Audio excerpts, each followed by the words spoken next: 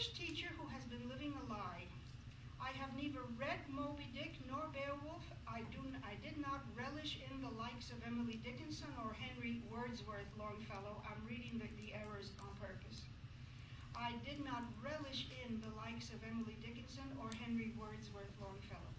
In all actuality, a great many of the classics thrust upon me by well-intentioned English teachers failed to deeply move me. It is a secret I have kept from my colleagues for years.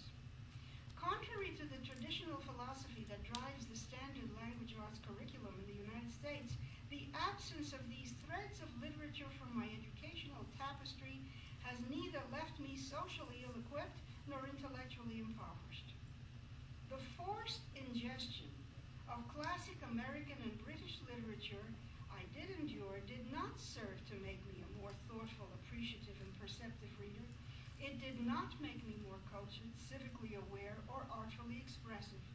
Instead, it served to divide me from a love affair for literature that regretfully was not unearthed until years later, a love that sadly did come to encompass some of those classics I previously rejected, though so late, in my education. Then she goes on to say a paragraph or two later, as a young student in Las Cruces, I was never invited to feast on such mouth-watering delights as Pablo Neruda, Ana Castillo, Denise Chavez, Victor Villaseñor, or Isabel Allende. Never allowed to sink my teeth into their collective brilliance, letting rich and sugary juices run down my face and hands. My mind was never coaxed into the dense, sinuous forest where the complex and silver-tongued Octavio Paz, Jorge Luis Borges, or Gloria Anzaldúa hid, beckoning me to twist my mind around their thick and knotted words. I understand the feeling from which this comes because I have no illusion as to what several generations of Hispanics have been undergoing in some parts of this country. So I can understand the bitterness behind this. But I think she's wrong anyway. Because what she is doing is dissing the author of Moby Dick and Emily Dickinson, as if somehow erasing from her education Moby Dick, Wordsworth, Emily Dickinson, Robert, as if erasing all those people would somehow enrich her identity as a Hispanic. My feeling is that this is exactly the opposite of what we want. What we want is to bring that into our lives and also to bring all of those people she names into our lives and into the lives of students everywhere, whatever their background.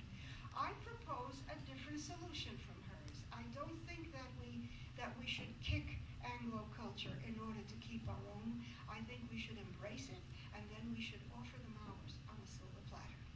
We should say, how would you like some Pablo Neruda? How would you like all the people she mentions? And so many more that she doesn't mention.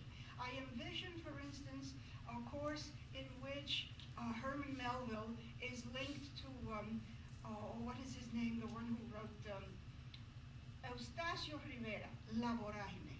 If you want to have a course on nature against man, nature out to destroy man, man battling the elements, man finding his soul in the battle with the savagery of nature, what better match could you have than that?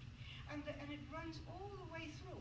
You could match, for instance, Juan Inés de la Cruz, from whom I was reading yesterday, with Emily Dickinson, and with Juana de Barbaroux, and with so many. You could create a course that does this instead of this. And I think it would enrich everyone, and we would call that an education for the Americas. So I would like to kick off that idea as something that might be considered for the future, a blending, not a separation of the different voices of the Americas into different classrooms, but a joining of the different voices of the Americas in the same classroom. And I think it would work. Do I have a few minutes? 2.5. Okay. I would, since so many people said yesterday we wanted to hear something by you, yes. And I did not read anything by myself, I'd like to read very quickly a poem that was written first in Spanish and then translated into English. This is para mi tataranieto, el astro pionero, because I love writing to the future.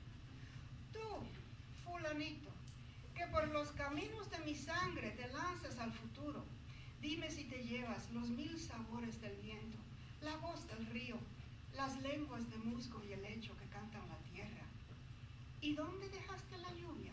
Que no se te pierda, ni el gemir de la gaviota en su desierto azul, ni esas estrellas tibias como caricias que no encontrarás en tus noches de acero.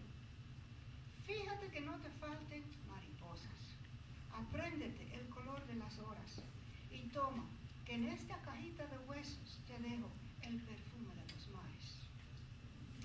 For my great-great-grandson,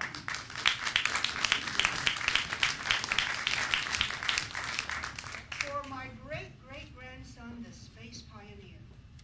You, what's your name?